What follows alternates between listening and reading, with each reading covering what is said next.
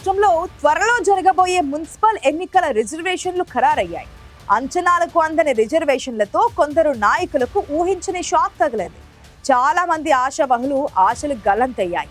ఆ జిల్లాలో కొత్తగా ఏర్పడిన మున్సిపల్ కార్పొరేషన్ మేయర్ పదవిపై ఎన్నో ఆశలు పెట్టుకున్న జనరల్, బీసీ, ఎస్టీ వర్గాల నేతలకు నిరాశ ఎదురైంది.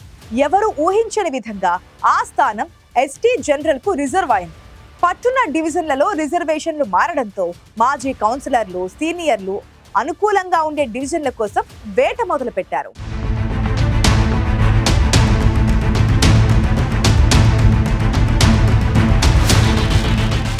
భద్రాద్రి కొత్తగూడెం జిల్లా కేంద్రమైన కొత్తగూడెం కార్పొరేషన్ మేయర్ పీఠం ఎస్టీలకు దక్కడంతో అన్ని రాజకీయ పార్టీలు సమర్థుడైన అభ్యర్థి కోసం అన్వేషణ మొదలుపెట్టాయి.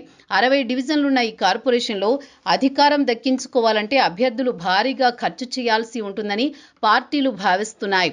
ఈ క్రమంలో ఎన్నికల వ్యయాన్ని భరించగలిగే సత్తా ఉన్న అభ్యర్థుల కోసం కాంగ్రెస్, సిపిఐ, బీఆర్ఎస్ పార్టీలు వెతుకుతున్నాయి.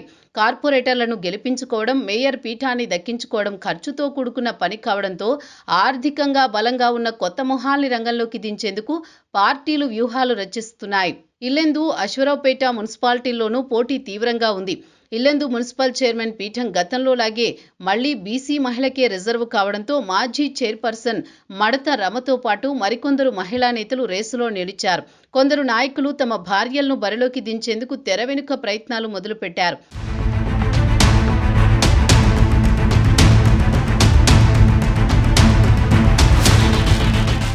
ఇక కొత్తగా ఏర్పడిన అశ్వరావుపేట మున్సిపాలిటీ చైర్మన్ పదవి జనరల్ మహిళకు కేటాయించడంతో అక్కడ పోటీ ఆసక్తికరంగా మారింది. తొలి చైర్మన్గా చరిత్ర సృష్టించాలనే పట్టుదలతో మహిళా నాయకురాళ్లు ముఖ్య నేతల మద్దతుతో పావులు కదుపుతున్నారు. రిజర్వేషన్ల మార్పుతో మున్సిపల్ ఎన్నికల్లో సీనియర్ నాయకులకు ఎదురుదెబ్బ తగిలింది. జనరల్ స్థానాలు ఎస్సీ, బీసీ లేదా మహిళలకు రిజర్వ్ కావడంతో కొందరి రాజకీయ భవిష్యత్తు ప్రశ్నార్థకమయ్యింది. ఇదే సమయంలో కొత్త తరం నేతలకు ఈ రిజర్వేషన్లు కలిసి వచ్చాయి. రిజర్వేషన్లు తారుమారు కావడంతో మాజీ కౌన్సిలర్లు నిరాశకు గురయ్యారు. తమ సొంత వార్డుల్లో రిజర్వేషన్లు కలిసి రాని మాజీలు తమ సామాజిక వర్గానికి అనుకూలంగా ఉన్న పక్క వార్డులపై కన్నేసి అక్కడి నుంచి పోటీ చేసేందుకు సిద్ధమవుతున్నారు. కొత్తగా ఏర్పడిన మున్సిపాలిటీ చైర్మన్, కార్పొరేషన్ మేయర్ పదవులు దక్కించుకునే అదృష్టవంతులెవరో మరి.